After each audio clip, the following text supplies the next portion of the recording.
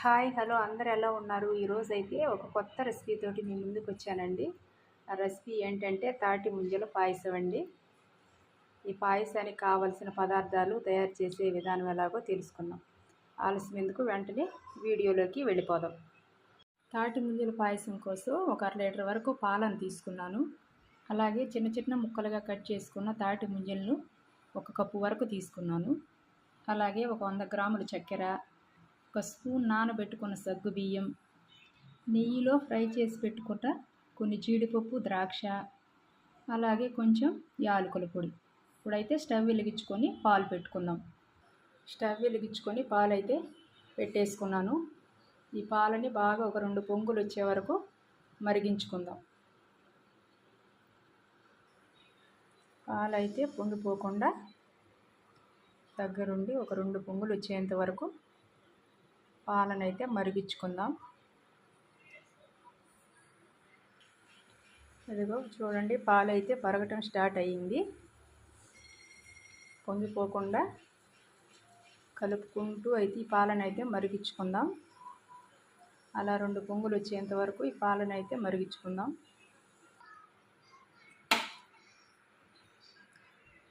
మధ్యలో కలుపుకుంటూ పొంగిపోకుండా ఈ పాలనైతే బాగా మరిగించుకుందాం.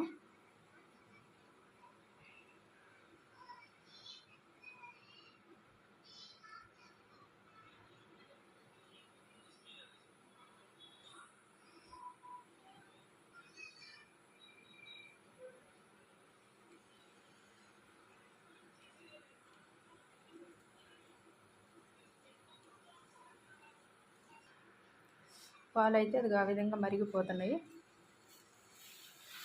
పొంగకుండా ఇలా గట్టి పెట్టి తిప్పుకుంటూ పాలనైతే మరిగించుకుందాం.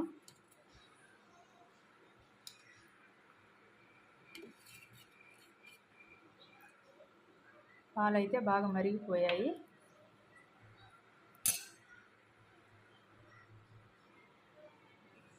చూడండి, పాలైతే ఈ విధంగా అయితే మరిగాయి. ఇప్పుడు నానబెట్టుకున్న సగ్గు బియ్యాన్ని యాడ్ చేసుకుందాం.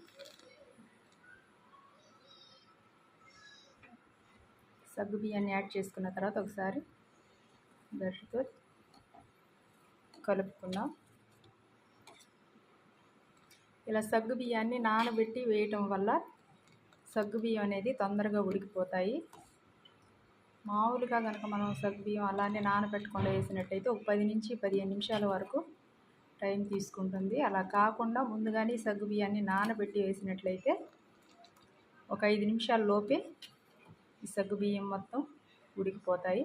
ఇప్పుడైతే ఒక 5 నిమిషాల పాటు ఈ సగ్గు బియ్యాన్ని ఉడికించుకుందాం.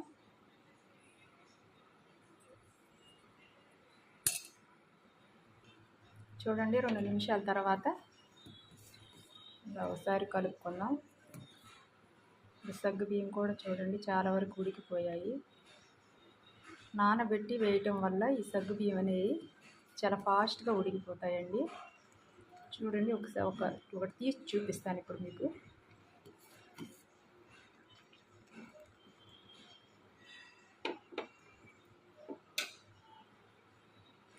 ఇది 2 నిమిషాల్లోనే సగ్గు బియ్యం అయితే ఈ విధంగా ఉడికిపోయాయి.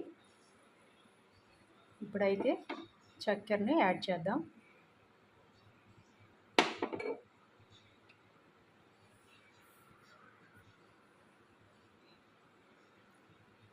ఇప్పుడైతే ఈ చక్కెరని యాడ్ చేసుకుందాం. చక్కెరని యాడ్ చేసిన తర్వాత ఒకసారి కలుపుకుందాం. చక్కెర అంతా కరిగిపోయేంత వరకు ఒకసారి కలిపేసుకొని మంటను తగ్గించుకొని స్లోగా కుక్ చేసుకుందాం. లేదంటే సగ్గుబియ్యం అడుగంటుకుంటాయి. ఇలా ఒక 5 నిమిషాల పాటు ఉడికించుకుందాం. 5 నిమిషాల తర్వాత ఒకసారి కలుపుకొని చూద్దాం. చక్కెర కూడా పూర్తిగా కరిగిపోయింది. ఇప్పుడైతే యాలకుల పొడిని యాడ్ చేద్దాం.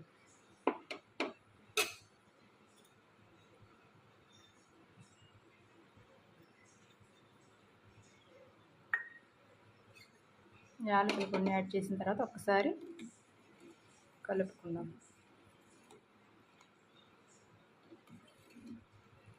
సంవత్సరానికి ఒకసారి దొరికే ఈ తాటి ముంజలతోటి ఒకసారి మీరు కూడా ఇలా పాయసాన్ని ట్రై చేసి చూడండి.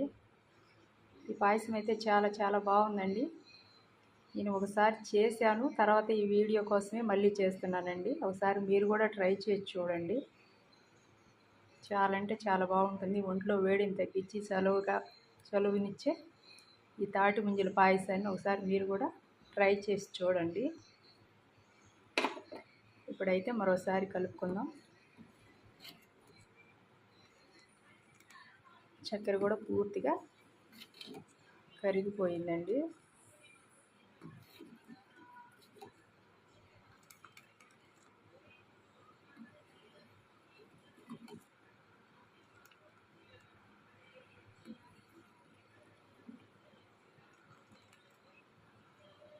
ఇప్పుడైతే స్టవ్ను ఆఫ్ చేసుకొని ఒక 10 నిమిషాలు చల్లారబెట్టుకుందాం. స్టవ్ని అయితే ఆపేసాను. ఒక 10 నిమిషాల పాటు చల్లారనిచ్చుకుందాం. ఇలా ఒక 10 నిమిషాలు అయితే చల్లారబెట్టుకున్నాను. ఇప్పుడు ముందుగా మనం కట్ చేసి పెట్టుకున్న తాటి ముంజల్ని యాడ్ చేసుకుందాం.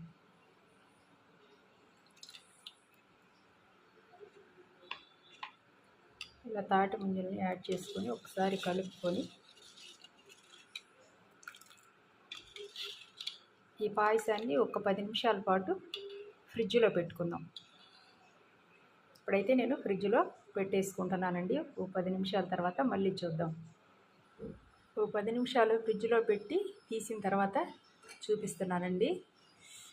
చల్లగా అయితే తాటి ముంజల పాయసం అయితే రెడీ అయిపోయింది. మధ్య మధ్యలో సగ్గు బియ్యం, తాటి ముంజలు పాయసం అయితే చల్లగా రెడీ అయిపోయిందండి. ఇప్పుడు ఒక సర్వింగ్ బౌల్లోకి తీసేసుకుందాం.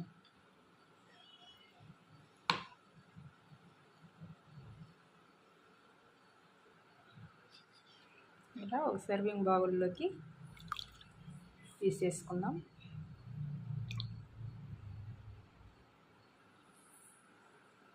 ఇలా ఒక సర్వింగ్ బౌల్లోకి తీసుకున్న తర్వాత పైనుంచి జీడిపప్పు అలా ద్రాక్షని యాడ్ చేద్దాం.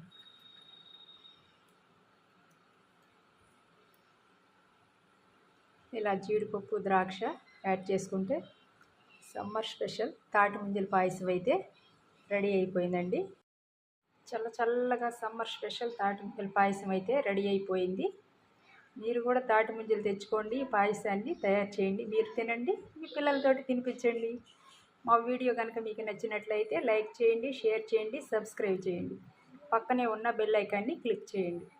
మరో వీడియోతోటి మళ్ళీ కలుసుకుందాం.